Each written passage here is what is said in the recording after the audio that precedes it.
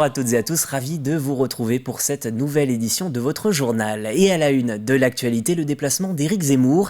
Le candidat à l'élection présidentielle s'est rendu au Sables d'Olonne suite à l'invitation de Philippe de Villiers. Au cœur des échanges, la statue de l'archange Saint-Michel, dont la justice vient d'ordonner son retrait de la voie publique pour des questions de laïcité. À l'instar du maire des Sables d'Olonne, Éric Zemmour dénonce la cancel culture dont la statue est victime, à savoir la suppression d'une partie de l'histoire d'une civilisation. La culture française est imprégnée de catholicisme. Ça ne veut pas dire que les chrétiens sont au-dessus de tout le monde, ça veut dire simplement que les traditions, la culture chrétienne ont fabriqué, ont forgé la France. C'est tout. Et donc il faut respecter cette tradition et cette culture chrétienne. Voilà. Et ça n'a rien à voir avec la laïcité. La laïcité, c'est la séparation de l'Église et de l'État. Ça ne veut pas dire qu'on oublie que le christianisme a fait la France. Et au-delà du candidat Zemmour, les remous suscités par cette œuvre continuent. Certains sont simplement venus pour la défendre sans afficher une sympathie pour le candidat de droite, lorsque d'autres s'offusquent de la position de la municipalité. Ce parvis, cette magnifique statue qu'on a tous connue dans l'enceinte de la paroisse Saint-Michel, a été mise sur un terrain qui appartenait à la paroisse pendant des siècles. Et donc, c'est une statue qui nous est familière, auquel nous tenons. Et il y a un phénomène d'intolérance qui fait que je suis ici pour démontrer que les républicains que nous sommes, nous aimons les libertés individuelles et de pensée. Je peux parfaitement comprendre que les gens aient des opinions religieuses. En revanche, afficher ces opinions et en faire un instrument de clivage, en faire un instrument pour que justement des candidats d'une droite fascisante viennent, antiféministes, viennent ici faire leur projet électoral, ça, je trouve ça proprement injuste de la part de la mairie des Sables d'Olonne, qui aurait dû, dans ce cas, se montrer la neutralité dont elle aurait dû faire preuve déjà au moment de la statue. Et pour conclure cette page sablaise, ce dimanche, un rassemblement était organisé devant la stèle en l'honneur de la première maire des Sables d'Olonne, Odette Roux. Une trentaine de personnes étaient présentes, place de la Liberté, parmi lesquelles des élus de l'opposition. Et puis, en bref, autre rassemblement ce week-end à La Roche-sur-Yon, de 7 à 900 personnes, selon les sources, ont défilé contre le pass vaccinal. Le cortège s'est ensuite dirigé vers le Leclerc des Oudéries, où le climat s'est quelque peu détérioré. Le magasin a clos ses portes temporairement en attendant la dispersion du cortège. Politique, à présent, la fin de semaine a été marquée par la cérémonie de vœux du président du conseil départemental, exceptionnellement enregistré et sans public.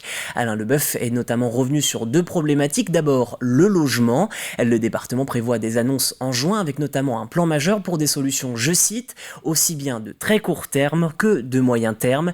L'autre dossier, vous le savez, c'est la santé. Après avoir nommé un conseiller délégué aux ressources médicales, le début d'année marque l'ouverture des centres de soins non programmés.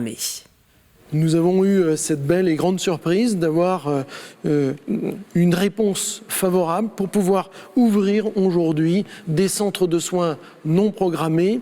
Et c'est pour ça que dès ce début d'année, j'ai souhaité aller rencontrer très concrètement ces docteurs qui sont déjà, depuis le début du mois de janvier, en train de recevoir ces patients en difficulté qui soit n'ont pas de docteur approprié ou qui s'en allaient sur des urgences, encombrer des urgences qui n'ont pas besoin de l'être aujourd'hui. Des centres de soins non programmés, très concrètement, je n'ai pas de docteur, je suis malade, il faut absolument que je trouve une solution. Eh bien, on va pouvoir téléphoner, j'allais dire, au numéro d'urgence et là, on va être orienté.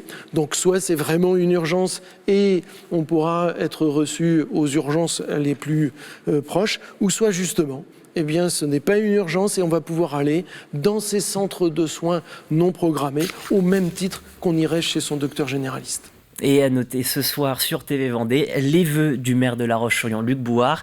Vous pouvez retrouver ces vœux à 19h15. L'actualité sportive est marquée par ce coup d'arrêt en football pour ralentir les contaminations au sein de ses équipes.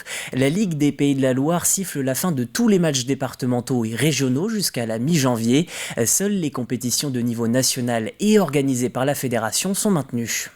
Ce week-end, c'est moindre mal parce qu'il y avait peu de matchs de championnat en retard, mais on était plutôt sur des matchs de coupe. Bon, les matchs de coupe, on peut éventuellement les décaler. Par contre, pour la D1, bon, c'est vrai que là, ça va nécessiter de retrouver après des dates pour mettre à jour notre calendrier. Donc là, ça va être un petit peu plus compliqué. On doit refaire le point donc le 17 pour voir un petit peu où on en est et puis voir si on prolonge ou pas ce report de match. Alors il s'agit bien de report de match, ce ne sont pas des matchs annulés, il s'agit bien de report de match. Allez, direction Esnay. Comme chaque année, les Agésinat accueillent l'élection de Miss Vendée. C'était samedi soir, un concours particulier puisqu'il s'agit de la 30e édition. Et pour marquer le coup, le comité d'organisation a réuni quelques invités de marque comme la toute nouvelle Miss France, Diane Lair, une soirée à laquelle Alexia Janet a participé. À 19 ans, Emma Guibert vient tout juste de remporter la couronne de Miss Vendée et succède ainsi à Camille Douillard au titre de reine de beauté. L'étudiante en BTS Tourisme avait décidé de tenter sa chance sans trop y croire. Je me suis dit j'y vais et puis on verra bien et je me suis donnée à fond pour l'avoir et ça a payé, donc je suis vraiment très contente. J'ai jamais fait aucune élection et en fait c'est mes amis qui m'avaient inscrite et je me suis dit bon allez je tente, pourquoi pas, et j'ai bien fait.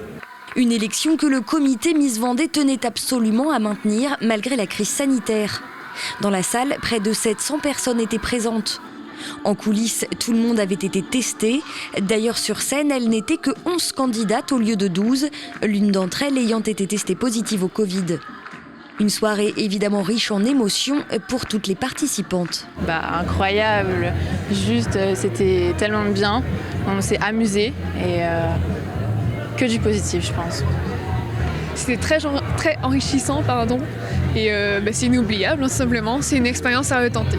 Et une soirée exceptionnelle à plus d'un titre pour le comité qui fêtait cette année son 30e anniversaire, avec des invités particulièrement attendus, d'anciennes Miss Vendée bien sûr, et Miss France 2022, très proche de Camille Douillard, Miss Vendée 2021. Alors peut-être que vous le savez, mais Camille était ma première amie lorsque j'ai débuté cette aventure de Miss France.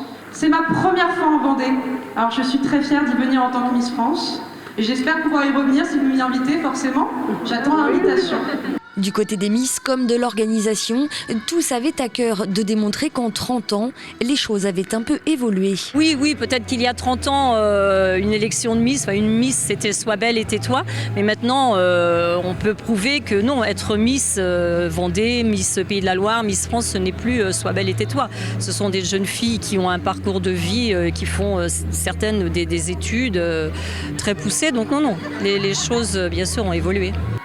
Ce qui ne change pas, en tout cas, c'est le rôle de Miss Vendée qui représentera le département lors de l'élection régionale de Miss Pays de la Loire. Voilà pour les informations de ce lundi. Excellente journée sur TV Vendée. Le prochain point sur l'actualité demain matin en compagnie de Caroline Tronche. Au revoir.